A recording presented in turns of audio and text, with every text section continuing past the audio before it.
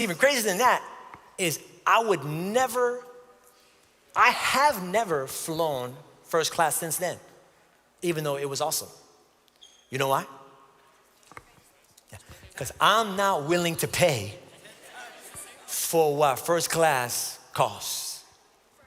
Here's my point. You could be in the same church,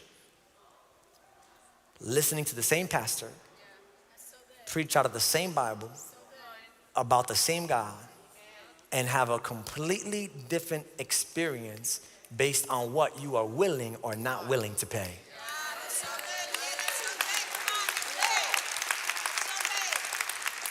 Hear me today. I really wrestled with this message because I know for a fact that this is not a message that most people want to hear, because I try to preach messages that most people want to hear. That's why I do series like Love, Sex, and Marriage, because everybody's trying to find their boo. Everybody's trying to bring the spark back to their marriage. I get those things. So I never want you to come to church and be like, that wasn't for me. And I really wrestled with this, Lord, are you sure you want me to preach this message? Because I know people don't want to hear it. And you know how I know people don't want to hear it? Because as amazing as first class is, there's always more seats in the back of the plane than there are in the front. More people rather just get there.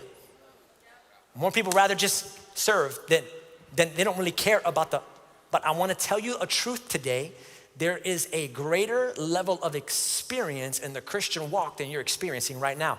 I'm gonna take it even if you don't go to church. There is a greater level of life for you that you're living right now. But if you wanna experience the greatest level of life available to you, hear me, you can't sit where everyone else is sitting. And you can't pay what everyone else is paying. If you want more out of this life, you're gonna have to pull yourself out of the crowd and go into the cloud. We gotta be careful. Listen, I'm all about the crowd. The crowd, it can be very beneficial for us at different settings and stages and circumstances of our life. But we have to be careful because the world today, the influence of the crowd has been amplified by the invention of the internet. The internet really has taken the voice of the crowd to the next level, and not in a bad way. For example, we have things like crowdfunding. If you're not familiar with websites like Kickstarter, if you've got a creative idea, an album, a book, a magazine, an invention, you can put your idea out there and the crowd will come together to support your project and actually fund its development. That's a good thing. I'm very grateful for crowdsourcing. Yeah, if it wasn't for Wikipedia, I would not have graduated college. And so thank you, Wikipedia. By the way, if you didn't know how Wikipedia works, there's no Mr. Pedia out there. It is a crowd of people who are inputting information and sharing information. Everybody is doing the work, and that's really, really good and really, really helpful. It serves us. I don't go to a restaurant that I have not Yelped first.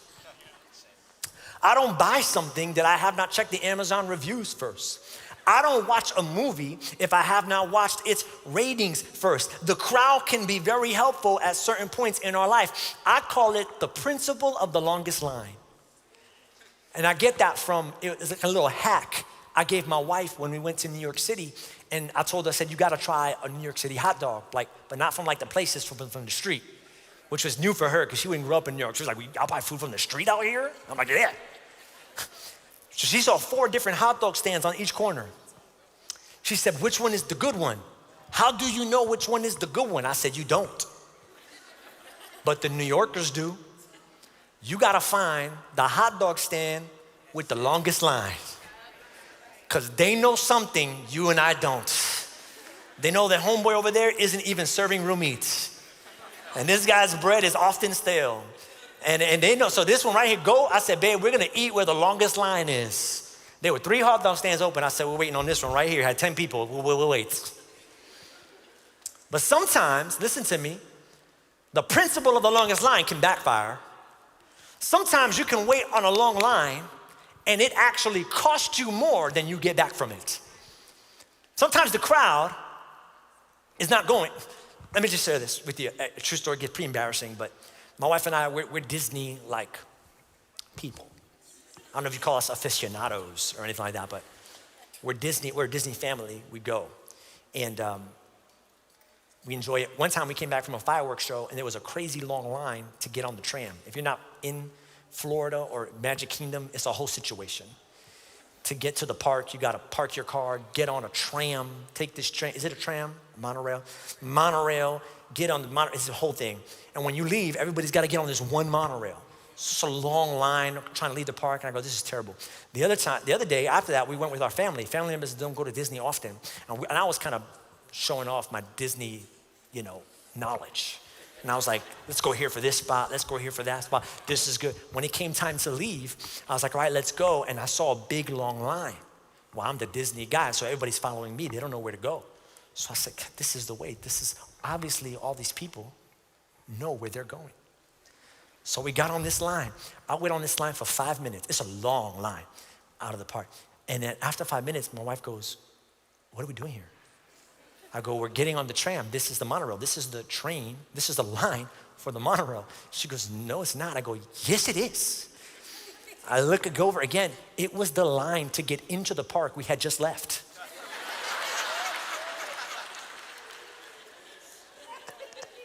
At that point, I was like, gotcha, let's all go to the, and we got on the monorail and we left. This is why, listen, this is the better question. Don't ask the question, where are the most people going? You might get on the wrong line. Ask yourself this question, do I want to go where most people are going?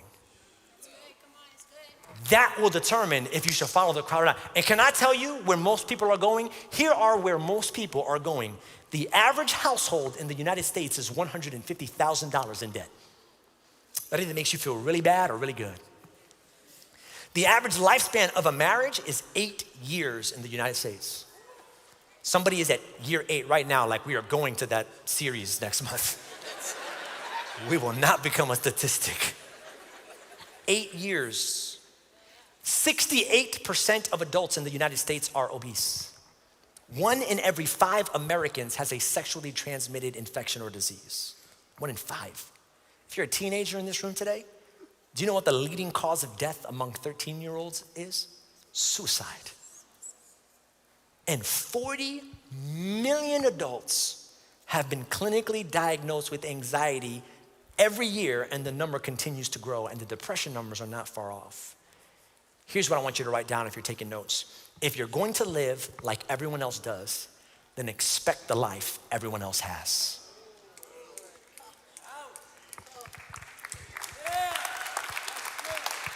You want to follow the crowd? Cool. But do you want to go where they're going? Because the crowd isn't always correct. I think this is, for a lot of us, our arguments for being on social media. Like, I'm here because everyone's here. But just because everyone's here doesn't mean it's healthy for you to be here. Listen, you don't have to be on Instagram. You don't have to be on TikTok. You don't have to be on Facebook. And this isn't an anti-social media rant. Facebook and Instagram and social media is a tool, like any tool, it can be used and abused. The question is, or what the statement is rather, don't determine the validity of something just because everyone else is doing it. Is it good for you is the question. That's what you have to answer. If you want to break away from the crowd and live your own life and head the direction you want to go, listen, you can't accept the crowd's moral standards as your moral standards. Majority wins, but majority doesn't determine right or wrong. A ballot does not determine right or wrong. A Bible determines right or wrong. I can't give it to the majority. I'm not gonna follow the crowd. If you wanna break away from the direction that the crowd is going, you can't let the crowd determine your work schedules. Who said that a 40-hour work week is what a work week should be? Some might be able to work more. Some might need to work less because that's too much for you. But if I don't work 40, why? Because that's what the crowd says? Don't let the crowd determine your destiny. The American dream does not have to be your dream. You can break away from the crowd. And there's a word for that. When you choose to break away from the crowd, what everyone else is doing and where everyone else is going, and you choose to walk into the cloud, there's a word for that, and it's in your Bible. You've heard it a bunch of times, but today you're gonna learn what it actually means. The word for breaking away from the crowd and going into the cloud is holiness. I didn't expect a lot of amens. Somebody is thinking this was not the Sunday to invite my friend who doesn't go to church. And I just want you to know, listen, there are 2 types of people in this room today. There are those who are new to the faith, who have a certain idea of what holiness is, or they think they do. And then there are those who are familiar with the faith, who think that they have an idea of what holiness is. And I just want to let you know, you're both probably wrong. So I want to teach you today. I want to teach you today what holiness is. For those who are new to the faith, you're just getting started on this journey. Maybe you haven't even made the decision yet, but you hear the word holiness and you're like, nah, I don't want that. I don't want to be wearing robes and I don't know what your idea is. But can I just tell you this? Holiness, listen, is not perfection. It's not about perfection. It's about pursuit. To say be holy would be like saying get healthy. You never stop getting healthy, just like you never stop being holy. It's a progression. It's a pursuit. I know a lot of people who will not go into the gym because they see other people who look fit and look who big, and they think that those people are gonna look down on them because they're in a better position or state than these. And I just wanna let you know, I wanna speak on behalf of all of the big muscular dudes at the gym that I've met. None of them have made fun of me, at least to my face. Every single diesel dude that I have come up to, by the way, I'm not ashamed of that. This sounds bad, but I'll be checking guys out at the gym like, how do I get biceps like that? How do I get triceps like that? And never, ever, ever, ever, ever has any of them been like, scrawny little man. Scrawny little man at gym asks silly question. No.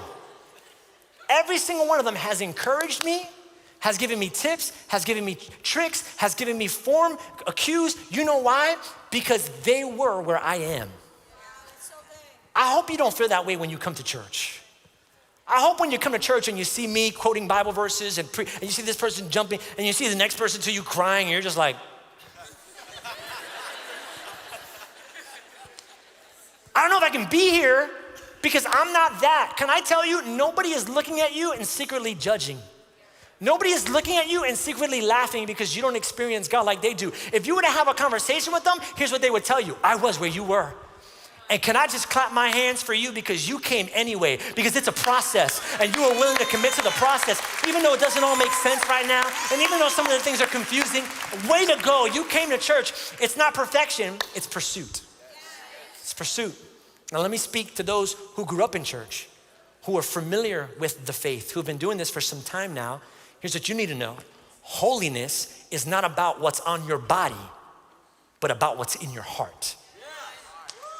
For a long time, I grew up in a Pentecostal church. I hope that doesn't scare you. But I grew up in a church where, if you know anything about the Pentecostal movement, it came out of the holiness movement. The holiness movement was a sect of Christianity that said, we've got to look different.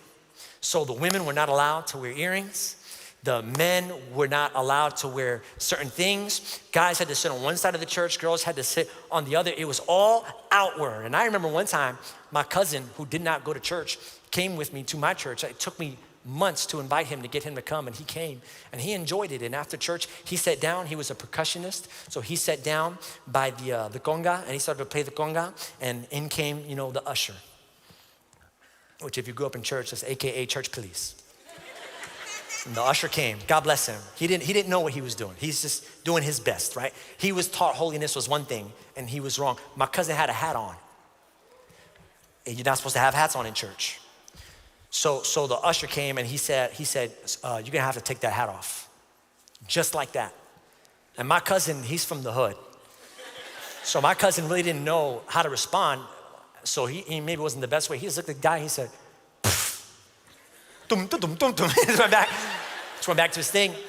The guy said again, with a stronger tone, he said, you need to take that hat off. You're in church, have some respect for the house of God. My cousin looked at him again. Dum, dum, dum, dum, dum. The guy stretches out his hand, pulls the hat off his head. My cousin I'm 12 years old, and the first fight I ever had to break up was in church. I was like, oh, Jesus, oh the God, Jesus.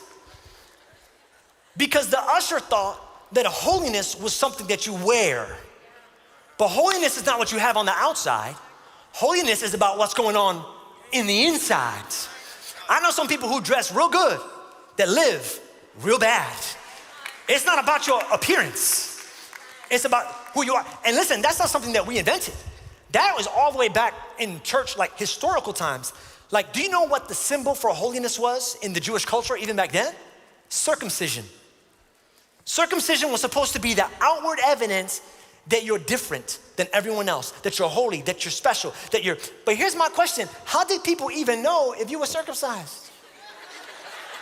I read the Bible sometimes and they be like, this person wasn't circumcised. I'm like, how do you know?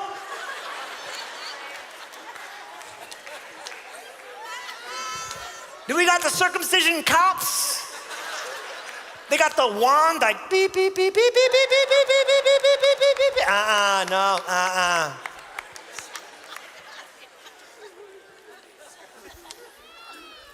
Jewish people missed the point. Circumcision is outward, but how come I couldn't make the mark on my hand? Why wouldn't that have served as the sign of holiness? Or make a mark on my forehead? God told them to make a mark in his private parts. Why? Because it's something that only you and God should have between each other.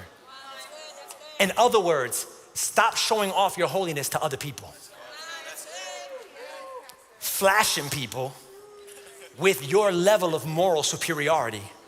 Whatever you think you're accomplishing, you're not. Well, I have never touched alcohol in my life. My lips have never tasted the bottom of a bottle ever. And other people were like, who asked you? Keep it in your pants.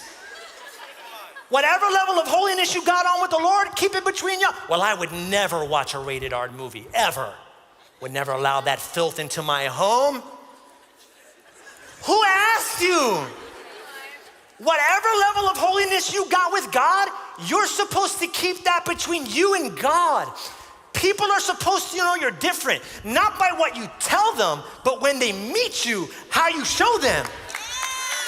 So I ought to know you're circumcised, not by what's on your skin, but by the kindness you display strangers, by the generosity that you bestow on those you don't know, by the smile across your face. I've met some people and within 5 seconds of meeting them, I go, something's different about you. There's a joy about you. There's a lightness about you. That's true holiness. That's true circumcision. That's true separation. I don't need to see the fleshly manifestations of your perceived spirituality. Spirituality is on the inside and displayed.